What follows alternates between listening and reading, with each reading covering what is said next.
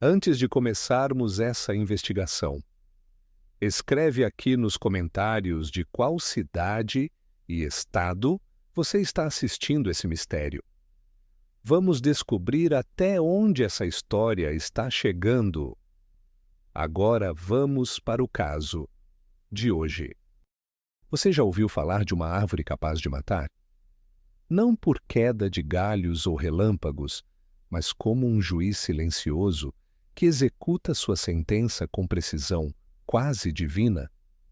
E se esse julgamento não viesse da árvore em si, mas de alguém que a usa como instrumento de justiça ou vingança? O detetive Hercule Poirot, com seu senso infalível de ordem e lógica, jamais acreditaria em lendas. Mas, mesmo ele hesitou diante da árvore do traidor. Foi em um fim de tarde abafado na primavera de 1934 que recebi um telegrama de Poirot. Curto, direto e levemente excêntrico. Caro Hastings, venha a Suffolk. Botânica interessante. Traga sua curiosidade. Como sempre, minha curiosidade venceu o ceticismo. Dias depois, eu me encontrava em um trem, contemplando a paisagem verdejante que se estendia como um tapete ondulado até onde os olhos alcançavam. Ao chegar à estação de Little Barcombe, fui recebido por um motorista de expressão pétrea e poucas palavras que me conduziu até Thornbridge Manor, uma mansão ancestral feita de pedra vermelha e janelas estreitas, quase todas escondidas sob trepadeiras antigas. Mas foi o que se erguia ao lado da casa que capturou minha atenção. Uma árvore imensa, de galhos retorcidos, com casca escura e flores roxas que pareciam sangrar sob a luz do entardecer. O motorista notou meu espanto e disse, quase num sussurro: "Árvore de Judas. Está aqui há mais tempo que a casa. Dizem que ela escolhe quem permanece." Na biblioteca, reencontrei Poirot. Impecável, meticulosamente vestido, como se o campo inglês não ousasse desafiar sua elegância belga. "Ah, mon ami Hastings! Chegaste na hora perfeita! Estávamos prestes a discutir uma árvore com reputação criminosa." Sorri com ironia, imaginando aonde ele queria chegar. Mas Poirot parecia sério. "Esta árvore, Hastings, foi palco de pelo menos 3 mortes nos últimos 50 anos. Enforcamentos, todos com sinais estranhos. E agora, Sir Richard Moncler, o atual proprietário, afirma que está sendo ameaçado." Os convidados do fim de semana já haviam chegado. Um grupo diversificado, embora todos ligados a Sir Richard por alguma função específica. Havia James Harcourt, seu herdeiro legal, a doutora Evelyn Vaughan, botânica respeitada que estudava a seiva tóxica da árvore, o doutor Maxwell, médico de confiança da família, e, por fim, a misteriosa irmã Mary Agnes, responsável pela administração da Fundação de Caridade, criada por Sir Richard. Ela, em especial, mantinha uma presença serena, mas havia algo em seu olhar que me fazia estremecer. Quando passava pela árvore, sua expressão mudava. E não era medo, era reverência. O jantar transcorreu entre conversas educadas e trovoadas distantes. Sir Richard anunciou que faria uma revelação importante no dia seguinte, algo relacionado à fundação e a mudanças em seu testamento. O clima, já tenso pela tempestade que se formava, tornou-se mais pesado. As palavras "árvore de Judas" surgiam nas entrelinhas, sempre acompanhadas de silêncios desconfortáveis ou olhares desviados. Na madrugada, fui acordado por relâmpagos e passos apressados. Sir Richard havia desaparecido. Horas depois, seu corpo foi encontrado pendurado sob os galhos da árvore, morto, com uma moeda de ouro na boca. Uma moeda de Judas? murmurou Poirot ao examinar a cena.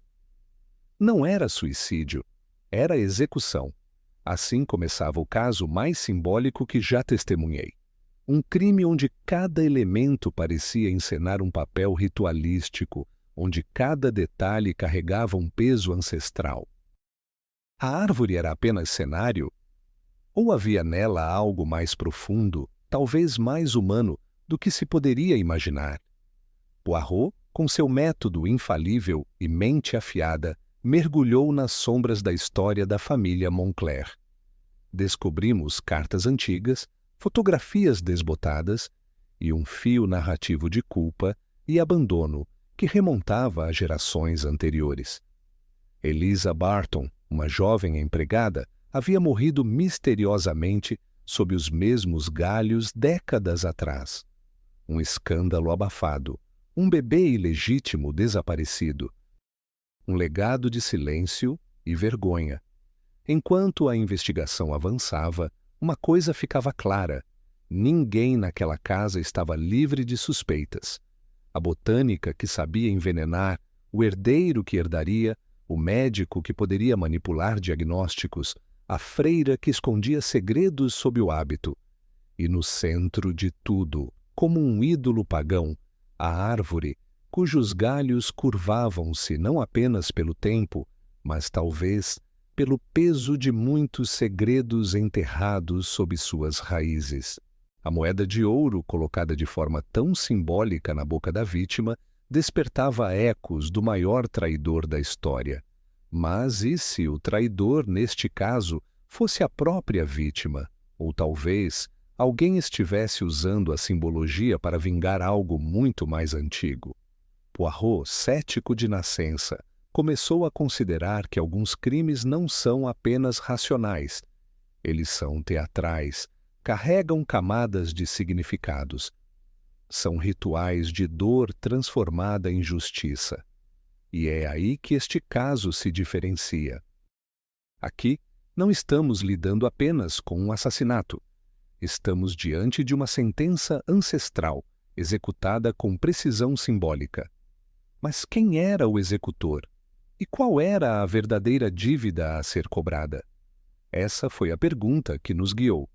E a resposta, como Poirot sempre dizia, estava nos detalhes, nos pequenos gestos, nas reações silenciosas, nas pistas que não falavam de lógica, mas de emoção. Por que o passado, quando se recusa a ser enterrado, sempre encontra uma forma de florescer novamente, às vezes sob a forma de uma árvore? A descoberta do corpo de Sir Richard Moncler aos pés da árvore antiga não apenas abalou os residentes de Thornbridge Manor, como expôs a fragilidade das noções convencionais de justiça. A maneira como o corpo foi deixado, pendurado, com uma moeda de ouro entre os dentes, evocava não um simples homicídio, mas uma execução simbólica. A cena não parecia ter sido montada com pressa ou desordem. Pelo contrário, ela fora planejada com uma precisão ritualística que apontava para algo além do ódio comum. Era um julgamento silencioso, anunciado sob os galhos retorcidos da árvore do traidor. Poirot foi o primeiro a rejeitar a hipótese de suicídio, não apenas pela posição do corpo, mas pelo detalhe da moeda. Não se trata apenas de morte, disse ele enquanto observava o local, mas de uma mensagem. E onde há mensagem, há emissor. A questão, portanto, não era apenas quem matou Sir Richard, mas por quê? E mais ainda, quem se considerava no direito de aplicar a pena? A relação entre justiça e vingança é historicamente tênue. Desde tempos antigos, o desejo de corrigir uma injustiça tem alimentado narrativas públicas e privadas. Na Grécia Antiga, a vingança era permitida como forma de reparação antes da consolidação das leis do Estado.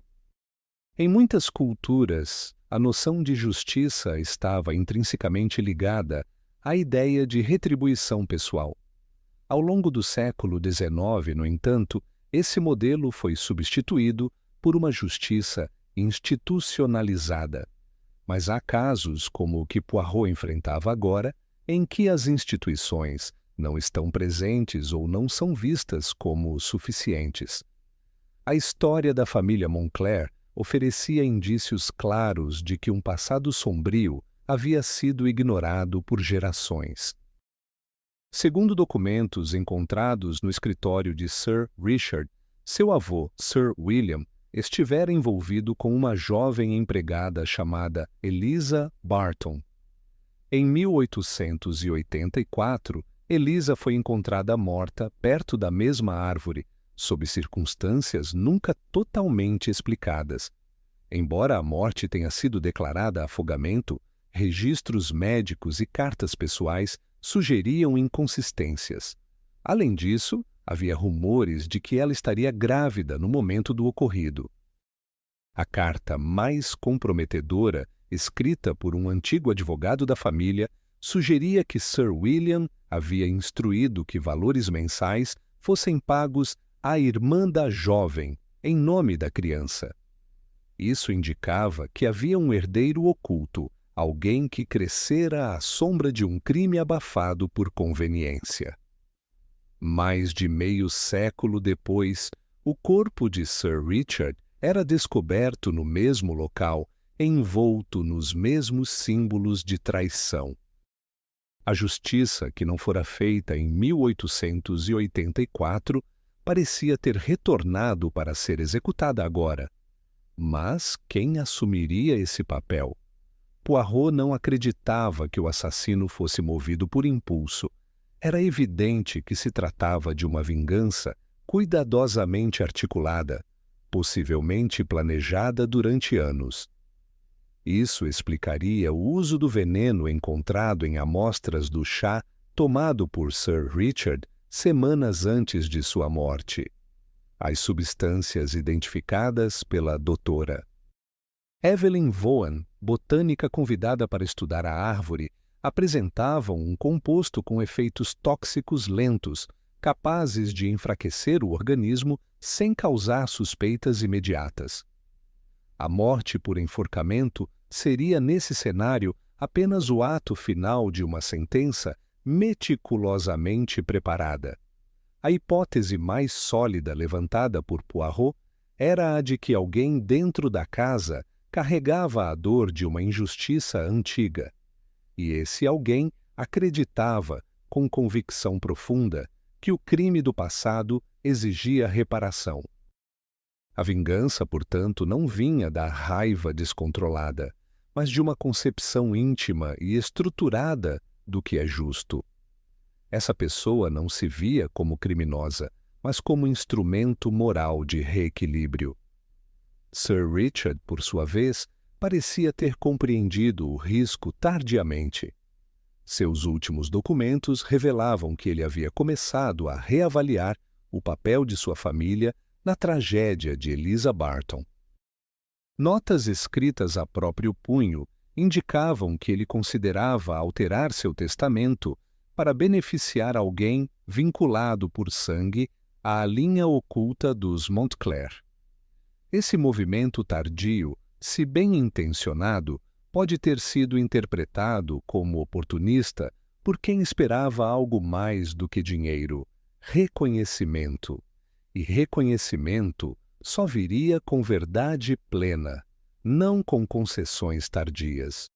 A árvore do traidor, com sua presença quase mitológica no centro da propriedade, era o palco perfeito para essa forma de justiça paralela. Seus galhos espessos, sua origem exótica e seu histórico macabro transformavam qualquer morte, sob suas folhas, em um símbolo. Mais do que uma testemunha, a árvore tornava-se cúmplice. Era o lugar onde o poder simbólico da vingança podia ser realizado com toda sua carga emocional, espiritual e social. O que diferencia a justiça da vingança é, essencialmente, a neutralidade. A justiça ideal não carrega paixão, ela se baseia em fatos, provas e proporcionalidade. Já a vingança é pessoal, emocional e muitas vezes desproporcional, mas há momentos em que esses dois conceitos se cruzam. Quando as instituições falham, quando a verdade é enterrada por conveniência, quando o silêncio se torna regra, a vingança passa a parecer justa aos olhos de quem sofreu. Poirot sabia disso. Ele havia visto crimes motivados por perdas, traições e humilhações. Mas este era diferente. Aqui, a vítima não era apenas o morto. A verdadeira vítima era o passado não resolvido. E quem o carregava, possivelmente há décadas, também estava condenado. Ao revisitar o histórico da fundação mantida por Sir Richard, Poirot encontrou um padrão curioso. Desde o ano de 1926, a instituição havia contratado diversos administradores vindos de congregações religiosas. Mary Agnes, a freira que atuava como diretora nos últimos 2 anos, era uma dessas figuras. Sua presença constante na capela, sua proximidade com Sir Richard e sua habilidade em preparar pessoalmente as infusões noturnas do patrão não passaram despercebidas. Mais do que isso, havia algo em seu comportamento que sugeria conflito interno. Uma mulher de fé, sim, mas também alguém marcada por uma causa. Seus olhos não buscavam absolvição, mas convicção. E naquele ambiente onde símbolos religiosos se misturavam a galhos retorcidos e legados familiares, era possível enxergar nela uma agente silenciosa de algo maior, a justiça que não veio das cortes, mas da memória. Essa era a linha que Poirot começava a seguir. Ele já não investigava apenas um crime, mas uma ideia, a de que, às vezes, o tempo cobra o que os homens tentam esquecer.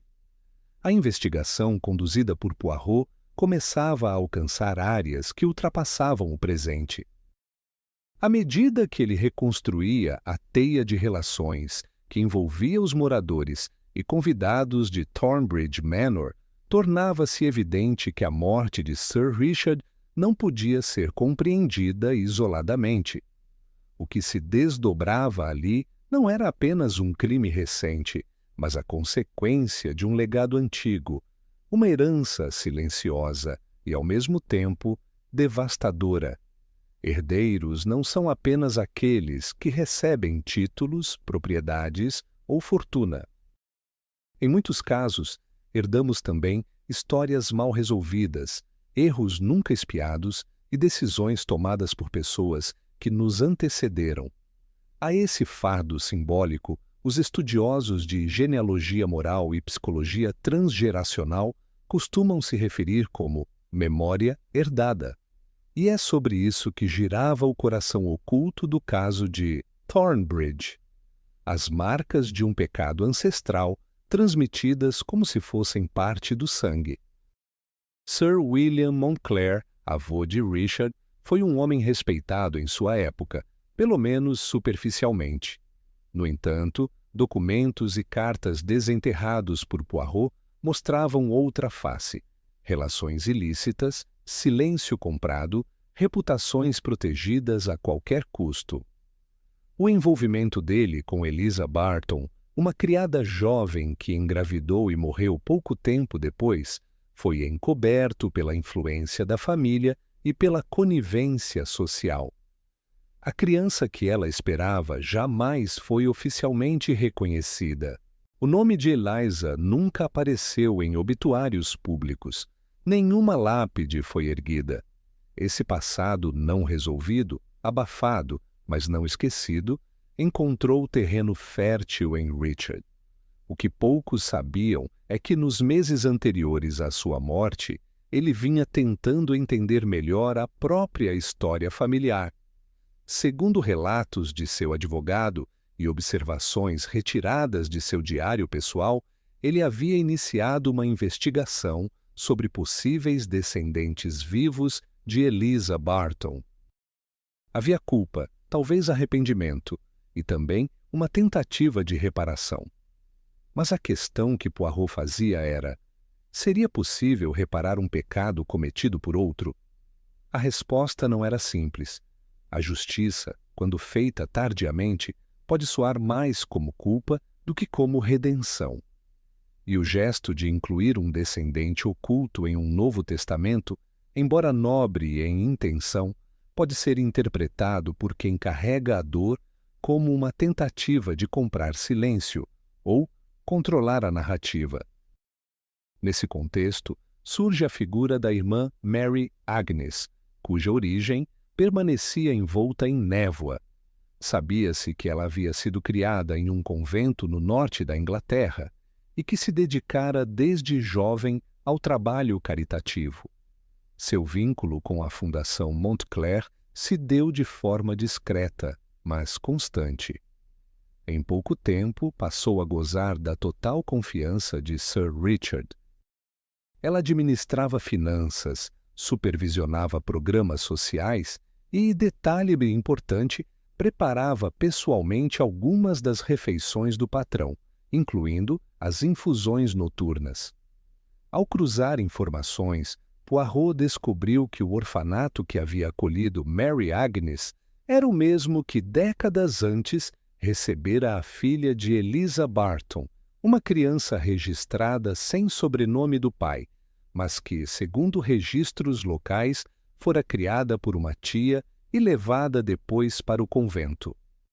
A conexão era forte demais para ser coincidência, e a tatuagem sutil em forma de folha, escondida sob o hábito da freira, coincidia com um desenho visto em uma fotografia antiga de Eliza, encontrada entre os papéis de Sir Richard.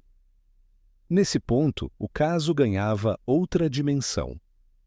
A morte de Richard não era apenas o encerramento de uma vida. Era, simbolicamente, o encerramento de uma linhagem que se recusara a assumir seus erros. Mary Agnes, se de fato era descendente de Eliza, não agia apenas como assassina. Ela se posicionava como representante de uma história calada. Sua ação era tanto pessoal quanto histórica. Seu gesto não visava apenas eliminar um homem, mas confrontar toda uma estrutura que por décadas negou sua existência. Poirot não via isso como justificativa para o crime. Ele nunca romantizava o homicídio, mas ele compreendia a lógica. Para alguém como Mary Agnes, sua vida inteira foi definida não por suas próprias escolhas, mas por decisões tomadas antes mesmo de seu nascimento.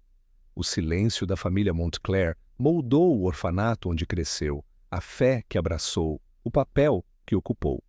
E quando Sir Richard se aproximou, talvez por remorso, talvez por genuíno desejo de corrigir o passado, ele a obrigou a reviver todas as dores que ela havia transformado em devoção. Assim, a figura da herdeira silenciosa se converteu em agente da ruína, não por ganância, não por impulso, mas por um entendimento rígido de justiça, uma justiça que ela mesma foi ensinada a buscar pela fé, mas que agora interpretava à luz da dor. Mary Agnes não matou por ódio, ela matou por legado. Essa ideia de herança simbólica, de pecados passados influenciando comportamentos presentes, é explorada na psicanálise e em diversos campos da sociologia. Famílias, mesmo sem intenção, transmitem traumas. Não apenas em histórias contadas, mas em silêncios, em padrões repetidos, em ausências. Thornbridge Manor era uma casa assombrada não por fantasmas, mas por histórias mal contadas, por vidas não reconhecidas, por verdades que nunca puderam ser ditas em voz alta. O mais inquietante para Poirot era perceber que Sir Richard talvez estivesse, finalmente, disposto a quebrar esse ciclo. Ele procurava documentos, questionava arquivos, lia cartas esquecidas. A alteração do testamento era apenas a superfície de algo mais profundo, a tentativa de, enfim, dar nome à dor. Mas essa tentativa chegou tarde demais. A herdeira não esperava mais reconhecimento. Ela queria encerramento, e a árvore, sempre a árvore, serviu como palco desse desfecho. Seus galhos, que viram a morte de Eliza Barton, agora assistiam ao julgamento de seu neto. A mesma árvore, o mesmo chão, a mesma mensagem. O passado não permanece enterrado para sempre. A morte de Sir Richard Moncler foi cuidadosamente encenada com elementos que evocavam mais do que simples intenção de matar. Desde o modo como o corpo foi suspenso até a presença enigmática da moeda entre seus lábios, tudo indicava uma motivação que ultrapassava o campo físico. Não era apenas um crime, era um ato cerimonial, profundamente enraizado em significados espirituais e crenças antigas. Poirot, mesmo avesso às superstições, reconheceu desde o início que a simbologia religiosa estava no centro daquele cenário. E, como sempre dizia, os detalhes revelam o coração da verdade. O uso da chamada moeda do traidor não foi acidental. A peça dourada não era uma moeda comum. Era uma réplica dos 30 denários pagos a Judas Iscariotes pela traição de Cristo, segundo a tradição cristã. Colocá-la na boca da vítima evocava não apenas uma acusação de traição, mas também uma condenação moral definitiva. Durante sua análise da coleção particular de artefatos de Sir Richard, Poirot encontrou uma caixa de veludo contendo 30 moedas idênticas àquela. Faltava apenas uma, a que fora inserida na boca do falecido. Isso indicava que o autor do assassinato não improvisou.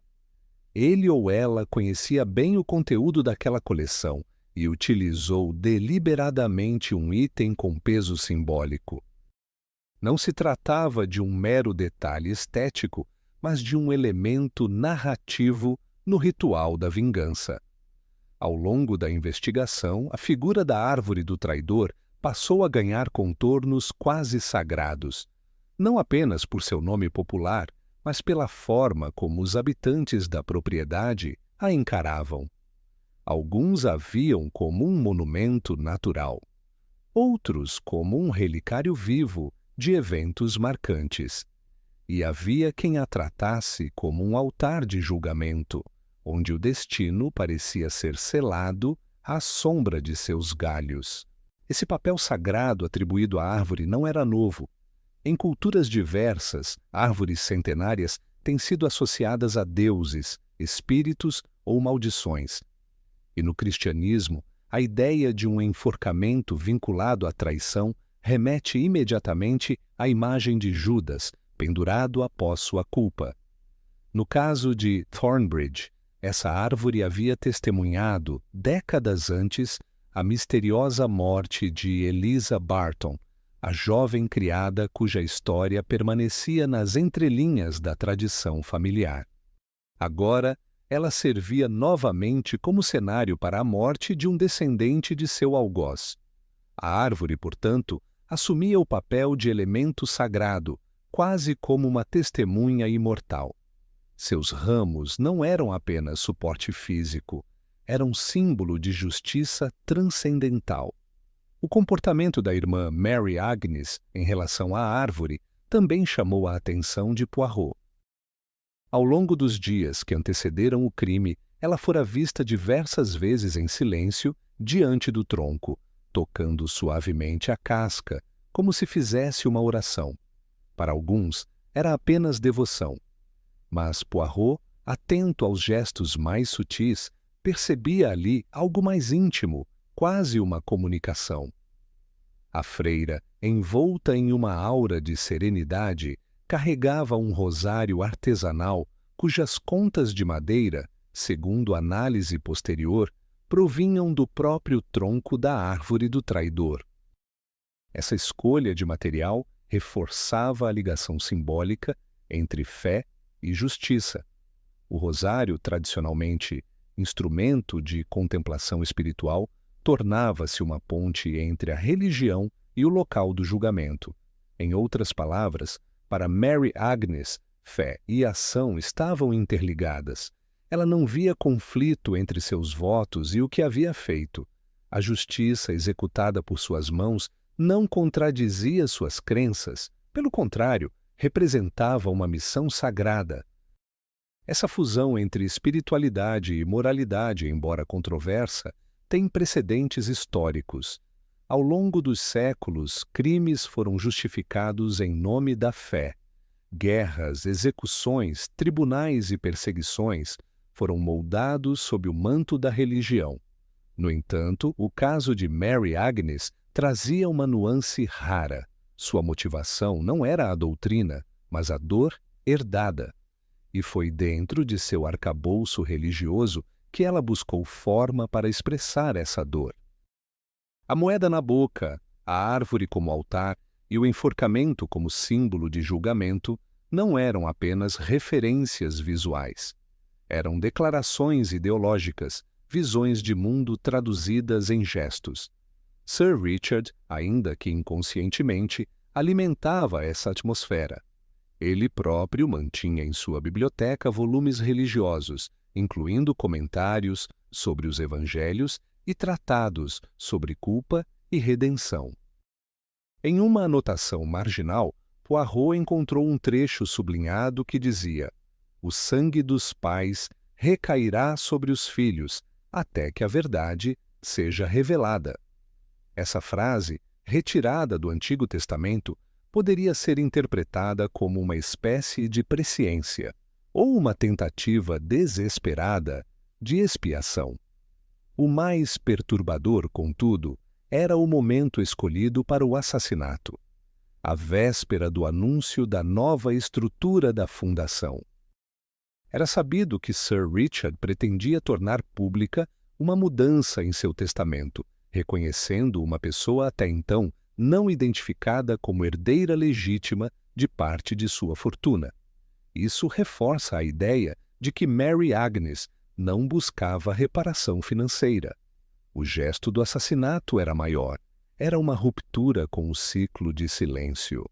No dia seguinte à morte, enquanto Poirot reunia os moradores para coletar depoimentos, a capela da propriedade permaneceu fechada. A imagem da cruz, normalmente iluminada pelo vitral, estava parcialmente sombreada. Parecia um reflexo do ambiente inteiro. Fé e escuridão convivendo lado a lado. Não era por acaso que os eventos giravam em torno de símbolos religiosos.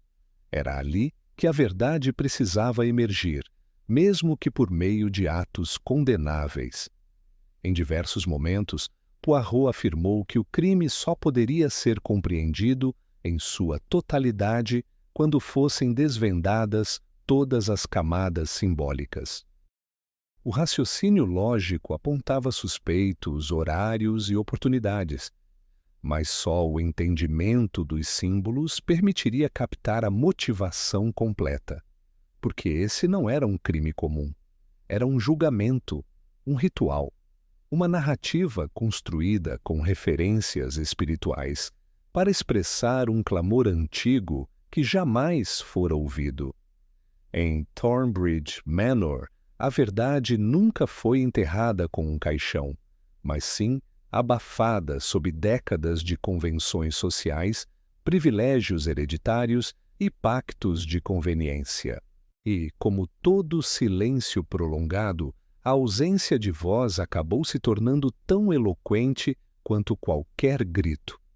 Poirot, ao seguir o rastro que envolvia a morte de Sir Richard, percebeu que a chave do mistério não estava apenas nos documentos resgatados ou nas evidências físicas, mas em tudo aquilo que não havia sido dito, ou que se escolheu esquecer. O legado dos Moncler era carregado de buracos narrativos. Havia registros de propriedades, transações, casamentos e nascimentos devidamente arquivados, mas também lacunas notórias, nomes suprimidos, datas ausentes, vínculos familiares desfeitos nos papéis, ainda que mantidos na memória dos mais antigos da vila. Foi a partir dessas omissões, que Poirot construiu uma linha investigativa paralela, concentrando-se não apenas nos fatos visíveis, mas também nas histórias soterradas por conveniência. No início de sua investigação, ele visitou o reverendo local, Thomas Willoughby, já avançado em idade, mas com mente vívida. O reverendo relatou que, embora não estivesse presente na época dos acontecimentos envolvendo Eliza Barton, ouviu da geração anterior rumores de que sua morte havia sido tratada com extrema discrição. Nenhum velório público, nenhum registro oficial de batismo da criança que teria nascido dela. Quando Poirot perguntou se algum membro da comunidade ainda poderia lembrar de algo, o reverendo indicou uma senhora chamada Edith Baxter, neta da antiga governanta da casa. Foi ela quem, anos depois, ajudaria a preencher os espaços em branco deixados pelos Montclair. Durante a visita à casa modesta da senhora Baxter, Poirot encontrou não apenas lembranças, mas fragmentos de uma narrativa ignorada por décadas. Ela descreveu com precisão desconcertante como sua avó havia testemunhado discussões acaloradas entre Sir William e a jovem criada. Segundo ela, Eliza se recusava a deixar a propriedade sem garantias para a criança que carregava. Não queria dinheiro, mas reconhecimento. Pouco tempo depois, desapareceu. E então surgiu a versão oficial. Uma morte acidental no lago, jamais contestada publicamente. Naquele tempo, Sr. Poirot, moças pobres não tinham voz. Se levantassem a cabeça, perdiam o trabalho. Se engravidassem, perdiam o nome. E quando morriam, bem, aí era como se nunca tivessem existido, disse Edith, com os olhos embaciados pela lembrança. O que mais chamou a atenção de Poirot, no entanto, foi o testemunho de que a filha de Eliza fora entregue à irmã da falecida, que levou a criança para o norte. Ali, entre vilas fabris e conventos silenciosos, a menina cresceu sob outra identidade. Sem história, sem sobrenome, sem raiz. Foi naquele vácuo existencial que nasceu Mary Agnes, não como uma herdeira dos Montclair, mas como produto de uma decisão imposta por medo e conveniência. O silêncio em torno de Eliza não foi acidental. Foi construído com método. Sir William usou sua influência para controlar a narrativa, apagando qualquer vínculo que pudesse manchar a reputação da família. E essa manipulação da memória coletiva teve efeitos duradouros. A ausência de reconhecimento se perpetuou em todas as gerações seguintes, como um eco distorcido que retornava para assombrar. Sir Richard, ao contrário de seus antecessores, iniciou um movimento tardio para restaurar essa memória. Seus registros particulares mostram que ele havia encomendado uma investigação genealógica, sigilosa, sobre os descendentes de Eliza Barton. E segundo as últimas anotações de seu diário, ele planejava fazer um pronunciamento público na semana de sua morte, revelando a existência de uma parente viva e reconhecendo-a como legítima beneficiária de parte do patrimônio. Mas essa tentativa de redenção não foi suficiente. A memória que ele buscava recuperar já havia se cristalizado em ressentimento profundo. Para Mary Agnes, crescer sem nome nem história foi mais do que um desafio, foi uma sentença invisível. E quando finalmente teve acesso à verdade e percebeu que o homem que poderia tê-la reconhecido em vida apenas pensava em fazer isso como ato póstumo de reconciliação, viu nisso uma segunda negação. Mais polida, talvez, mas não menos dolorosa. Nesse contexto, o crime deixou de ser apenas uma resposta direta. tornou-se uma forma de restaurar a memória da mãe que nunca teve um túmulo com nome. A árvore do traidor, onde Elisa teria sido encontrada, se converteu em um local de memória viva, uma espécie de marco da injustiça. E Mary Agnes, ao levar Richard até aquele lugar na tempestade, reconduziu o poder do silêncio à sua origem, para quebrá-lo definitivamente. Poirot entendeu que, mais do que um assassinato, o que ocorrera ali era um protesto contra o apagamento. O silêncio que envolveu o passado dos Montclair não era passivo. Era uma força atuante, uma estratégia de sobrevivência da elite que, ao controlar a narrativa, protegia sua posição no mundo.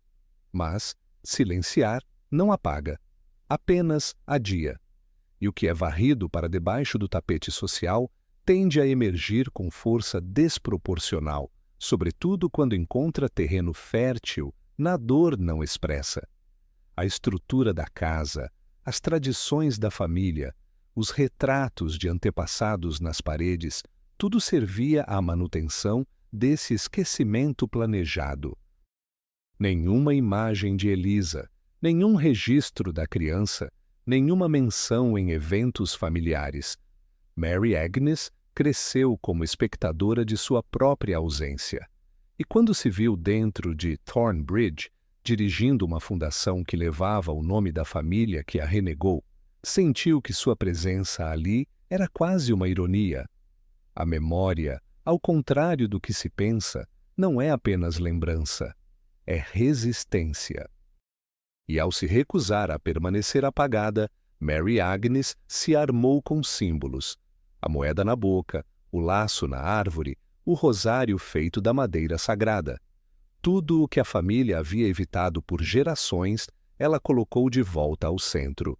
E o fez em silêncio, um silêncio denso, carregado de sentido, oposto àquele que lhe foi imposto.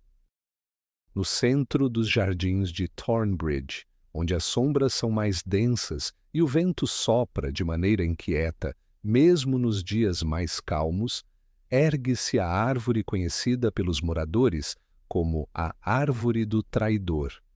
Não é seu porte que a torna imponente, embora seus galhos largos e retorcidos pareçam abarcar tudo ao redor. O que confere a essa árvore um status quase mítico é o que ela testemunhou, ou, mais precisamente, o que ela representa. A paisagem ao redor da propriedade é marcada por harmonia arquitetônica e simetria ajardinada, mas a presença daquele tronco irregular, de casca escurecida e flores de tom violáceo, rompe essa ordem. Ele destoa, impõe-se, vigia. Não se trata apenas de um espécime botânico de origem oriental plantado por um antepassado excêntrico. É como se a natureza, por meio daquela árvore, assumisse a função de observadora, ou, mais do que isso, de árbitra moral. Durante a investigação, Poirot passou inúmeras vezes por ela, observando sua forma e anotando a reação dos demais ao se aproximarem do local. A maioria dos habitantes da casa evitava olhar diretamente para seus ramos. Outros, como Mary Agnes, se demoravam em frente a ela, num misto de contemplação e respeito. A árvore havia deixado de ser apenas um elemento paisagístico. Era parte viva da narrativa da propriedade. Ao longo da história humana, o meio ambiente foi frequentemente visto como reflexo da ordem divina, ou manifestação da justiça dos deuses. Civilizações antigas atribuíam aos fenômenos naturais um papel corretivo. Tempestades, secas, terremotos e pragas eram considerados castigos. Árvores, especialmente aquelas que resistiam ao tempo, eram vistas como depositárias de saber, de dor, de castigo. Thornbridge parecia ter preservado essa lógica arcaica, mesmo que de forma não declarada. Não é irrelevante que dois corpos, em épocas diferentes, tenham sido encontrados sob o mesmo conjunto de galhos. Primeiro Eliza, depois Richard. Ambos carregavam vínculos com a mesma linhagem, e ambos foram posicionados ali como se a árvore tivesse exigido reparação. A escolha do local por parte de Mary Agnes não foi casual. Era uma convocação simbólica, uma entrega ao julgamento de uma entidade que, em seu silêncio milenar, tornava-se mais implacável que qualquer tribunal. Durante uma conversa particular com o jardineiro da casa, Poirot ouviu um relato que, embora trivial à primeira vista, revelou-se significativo. Segundo ele, nenhum outro tipo de planta prosperava sob a copa daquela árvore. Mesmo o gramado, sempre bem tratado, parecia perder a cor quando próximo às raízes. É como se a própria terra rejeitasse companhia ali, comentou o homem, sem notar o impacto de suas palavras. E, de fato, registros mostravam que, ao longo de mais de 100 anos, nenhuma poda severa foi realizada naquele espécime. Era como se houvesse um acordo tácito, deixá-la em paz e ela deixaria os outros viverem. A ciência pode explicar certas características da planta. Sua seiva contém substâncias que repelem algumas formas de vida vegetal ao redor, mas a narrativa construída em torno dessa característica foi alimentada por gerações. O que era apenas efeito químico se transformou na imaginação coletiva em expressão de julgamento. A árvore não apenas dominava o solo, ela o selecionava. Poirot, ao reunir os indícios finais, percebeu que a escolha da árvore como cenário do crime não servia apenas à estética do gesto. Era, acima de tudo, uma maneira de devolver à natureza um papel que as instituições haviam falhado em cumprir. A justiça humana, com suas burocracias e prazos, havia ignorado Eliza. A justiça social, moldada por classe e aparência, havia rejeitado Mary Agnes. Restava então à natureza ser o tribunal final. O simbolismo se completou na manhã posterior à confissão da freira. Uma tempestade violenta, sem previsão meteorológica, caiu sobre a propriedade. Os relâmpagos cortaram o céu com frequência incomum, e um deles atingiu diretamente a árvore. Um estalo poderoso ecoou, e o tronco, outrora sólido como pedra, rachou no meio. As duas metades tombaram em direções opostas, como se um ciclo tivesse sido encerrado. Testemunhar essa cena foi, segundo Hastings, como assistir à queda de uma estátua de um deus antigo. O ícone havia cumprido sua missão, e o mundo, talvez pela primeira vez em décadas, podia seguir adiante sem sua sombra. Esse episódio final não passou despercebido por Poirot. Embora avesso a conclusões místicas, ele não deixou de reconhecer a potência simbólica do momento. Uma árvore que abrigou dois corpos ligados por uma mesma linhagem de dor, uma árvore associada à traição, ao silêncio e ao castigo, ser destruída no instante em que a verdade veio à tona, sugeria que a natureza, mesmo que de forma inconsciente, tem seus próprios mecanismos de equilíbrio. Mary Agnes, ao escolher a árvore como lugar de execução, não apenas buscava justiça ancestral. Ela devolvia à natureza o papel de juiz, não porque acreditasse que os galhos julgavam de fato, mas porque sabia que para que sua mensagem fosse compreendida, precisava se apoiar em um símbolo que todos já respeitavam, mesmo que inconscientemente. Foi por isso que ela rezava sob o tronco.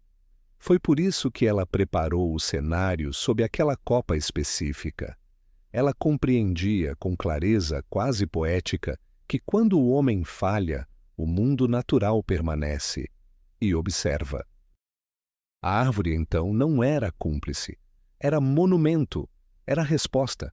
era a memória viva de injustiças perpetuadas e do silêncio imposto. E sua queda foi mais do que física.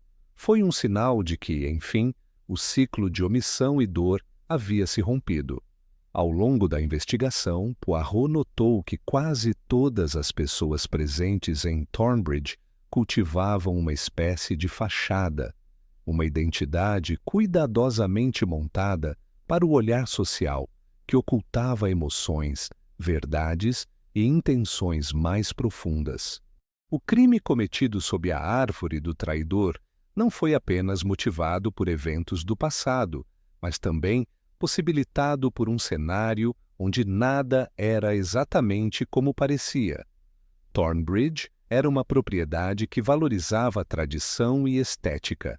Cada quadro nas paredes, cada peça de porcelana exposta nas estantes, cada detalhe arquitetônico da casa parecia gritar respeito e prestígio.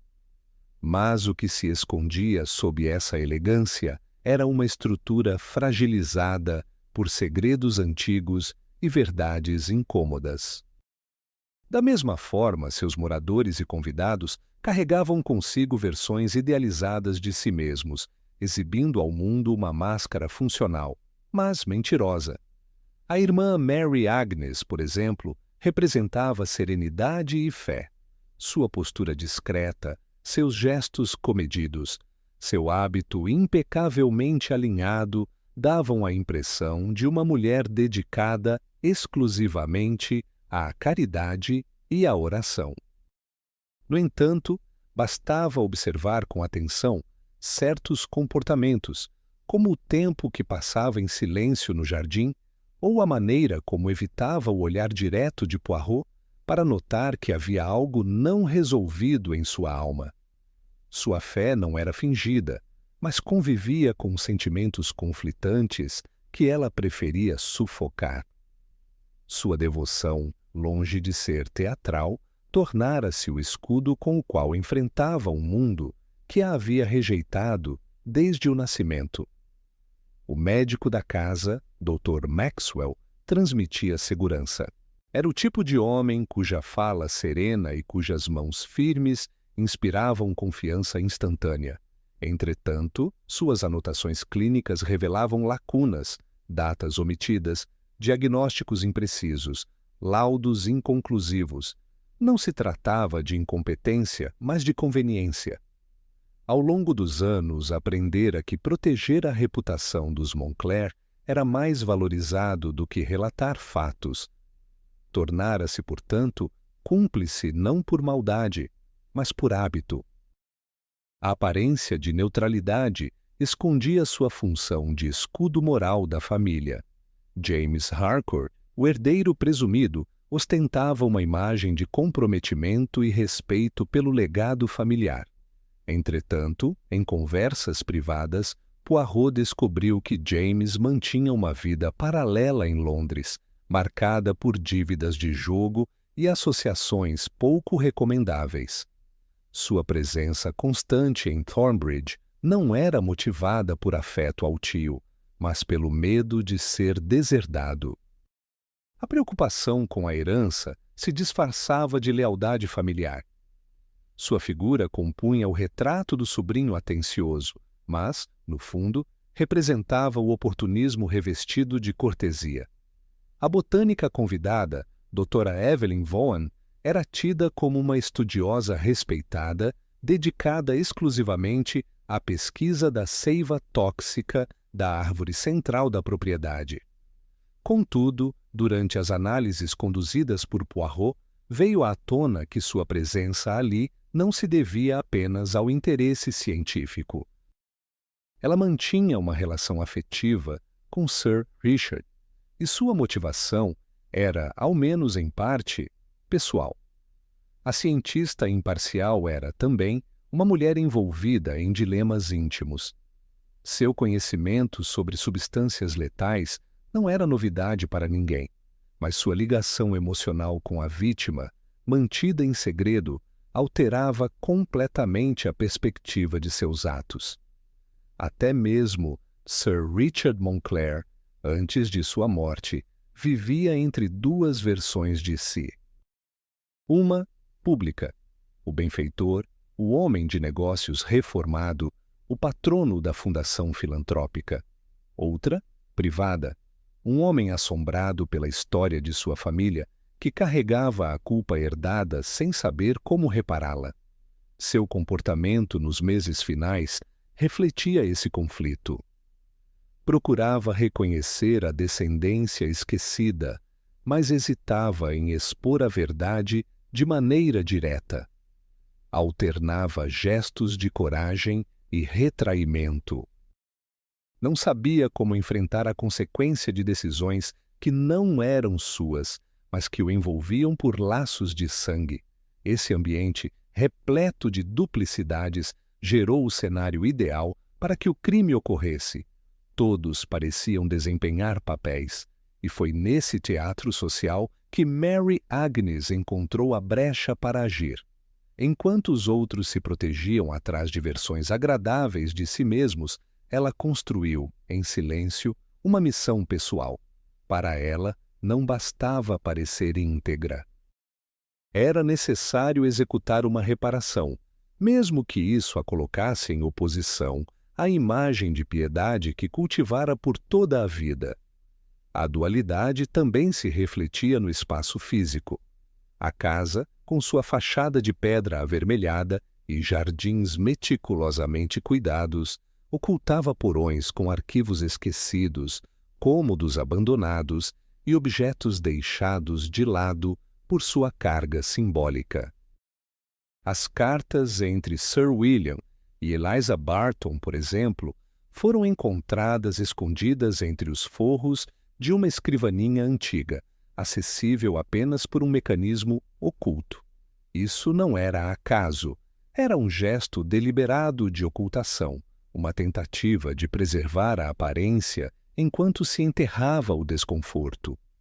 Poirot, com seu faro aguçado para incoerências, baseou boa parte de sua análise nessas camadas. Ele sabia que a verdade não se encontrava apenas nos fatos, mas também nas contradições, a fala que não condiz com o olhar, o gesto ensaiado, o silêncio calculado. Foi a partir dessas tensões entre aparência e essência que ele reuniu as peças finais do quebra-cabeça. Quando revelou a identidade da assassina, não o fez com raiva ou censura. Fez com firmeza, mas também com um certo pesar.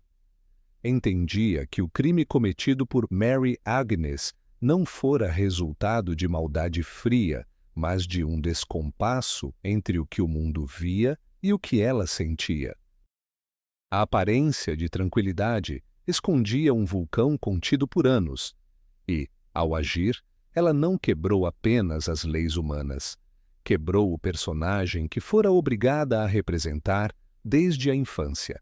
A lição extraída por Poirot era clara. A verdade raramente está na superfície.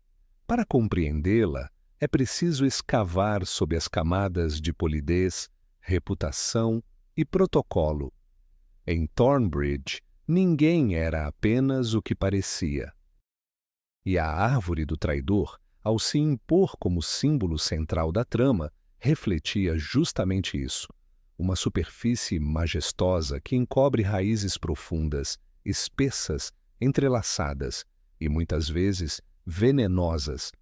O caso de Thornbridge Manor não foi apenas uma investigação sobre um assassinato cometido sob uma árvore centenária. Foi, na verdade, uma jornada em direção ao passado oculto, às camadas não ditas da história, aos vínculos rompidos e silêncios mantidos por conveniência. Quando Poirot expôs com sua meticulosa clareza que a irmã Mary Agnes era descendente direta de Eliza Barton e responsável pela morte simbólica de Sir Richard Moncler, ele não desvelou apenas a identidade de uma assassina. Ele desnudou uma linhagem inteira de negligências morais, pactos de silêncio e omissões conscientes. A mansão, seus corredores, retratos e arquivos foram cúmplices da perpetuação de uma injustiça. Por anos, sustentaram uma imagem de nobreza, sem permitir que a verdade emergisse. O assassinato, nesse contexto, não foi o início da tragédia, foi seu desfecho inevitável. Após a confissão de Mary Agnes, poucas palavras foram ditas. Ela não demonstrou arrependimento, tampouco ódio, apenas serenidade. Não o matei por vingança, disse, mas porque ele era o último elo de uma cadeia que me negou o direito de existir. Essa frase ecoou profundamente em Poirot. Não havia no tom dela glória nem satisfação, apenas convicção. Ela não pedia perdão, nem justificava seus atos, explicava-os. Dias após sua prisão, uma série de documentos foram liberados por ordem judicial. Entre eles, uma carta escrita por Sir Richard, provavelmente destinada à leitura no evento de anúncio da mudança em seu testamento. Nela, ele declarava, com palavras tocantes, que descobrira a existência de uma parente próxima e que, embora não soubesse como reparar o passado, desejava, ao menos, reconhecê-la em vida. Era um gesto tardio, mas sincero. E talvez, se tivesse sido realizado a tempo, a história teria tomado outro rumo. Contudo, os atos do passado criam raízes, crescem em silêncio, e quando não são confrontados, florescem de forma distorcida. A árvore que caiu durante a tempestade não apenas simbolizou o fim de um ciclo familiar. Representou o colapso de toda uma estrutura de silêncio, o desmoronamento de uma narrativa baseada na ocultação e na manutenção de aparências. Poirot, antes de deixar Thornbridge, voltou uma última vez ao jardim. A árvore estava em pedaços, ainda úmida pela chuva da noite anterior. Ao seu redor, pedaços de madeira e flores despedaçadas forravam o solo. Ele permaneceu alguns minutos ali, em silêncio. Depois disse a Hastings: "Não foi um crime comum, mon ami. Foi uma decisão tomada entre o que é justo e o que é legal. E às vezes, essa linha é mais estreita do que se imagina." O encerramento do caso não trouxe alívio à comunidade local. A história foi divulgada, ainda que sem muitos detalhes, e gerou controvérsia. Alguns chamaram Mary Agnes de justiceira, outros de assassina cruel. Mas para aqueles que viveram sob o nome Montclair e para os que foram deixados à margem dessa história, o mais difícil foi encarar que o passado, quando ignorado, cobra sua conta com juros altos. A fundação criada por Sir Richard foi temporariamente suspensa e os bens familiares foram redistribuídos conforme os termos do testamento antigo, já que a alteração nunca foi registrada oficialmente.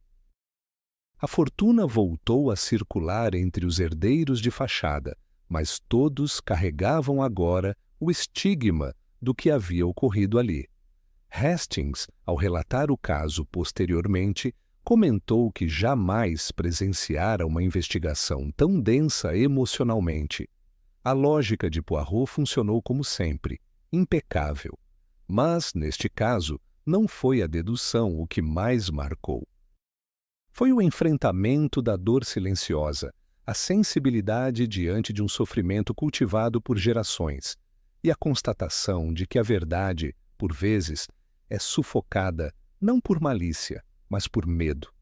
Há algo de inquietante em reconhecer que os laços familiares nem sempre são fontes de segurança. Muitas vezes eles carregam pesos invisíveis, obrigações não ditas, heranças indesejadas. Mary Agnes nasceu de uma linhagem negada e cresceu à margem do nome que a originou. Sua vida foi moldada pela ausência de reconhecimento e sua identidade construída a partir do que lhe foi retirado. Quando voltou a Thornbridge, fez mais do que buscar justiça. Ela impôs presença onde antes havia apagamento. O tribunal pode condenar ou absolver, mas o julgamento moral de uma sociedade acontece no intervalo entre o silêncio e o testemunho. E foi nesse espaço que o gesto final dela encontrou significado. A justiça dos homens a declarou culpada. Mas aos olhos da história, sua ação reescreveu aquilo que fora omitido por mais de 50 anos. A natureza, por sua vez, cumpriu seu papel. A árvore caiu, não por coincidência, mas como parte de um desfecho simbólico. O juiz mudo, que por tanto tempo observou, decidiu calar-se com um estrondo. E com sua queda, abriu caminho para algo novo, ou ao menos diferente. Em muitas histórias, o culpado é alguém que agiu por ganância, raiva ou impulso. Em Thornbridge, o culpado foi moldado pela negligência alheia. O verdadeiro crime começou com uma escolha: negar. Negar a mãe, negar a filha, negar a existência. E como toda escolha, essa também teve consequência. Poirot deixou a propriedade sem alarde. No vagão do trem que o levaria de volta a Londres, refletia sobre o paradoxo que acabara de desvendar. A verdade pode ser dolorosa, Hastings, disse ele, mas ignorá-la é como plantar veneno e esperar flores. No fim, fica a pergunta: quantas outras histórias foram silenciadas pelas paredes das grandes casas, pelas genealogias orgulhosas, pelos sobrenomes influentes? E quantas outras árvores estão, neste momento, esperando para julgar em silêncio? Chegamos ao fim de mais um conto. Para você que não entendeu, aqui vai um pequeno resumo da obra. Em uma antiga mansão inglesa, o bilionário Sir Richard Moncler é encontrado morto pendurado sob a misteriosa Árvore do Traidor, com uma moeda de ouro na boca. Hercule Poirot investiga o crime e descobre que a responsável é a freira Mary Innes, que, na verdade, é filha de uma mulher rejeitada pela família Moncler décadas antes. O assassinato foi um ato simbólico de justiça por um passado silenciado. No fim, a árvore é atingida por um raio, encerrando um ciclo de dor e segredos escondidos por gerações. E assim, mais um mistério foi desvendado. Mas quantos outros ainda esperam por respostas? Se gosta desse tipo de investigação, inscreva-se no canal e ative as notificações para não perder os próximos casos. Quer apoiar o canal? Deixe um super obrigado e ajude a trazer mais mistérios intrigantes. Nos vemos na próxima investigação.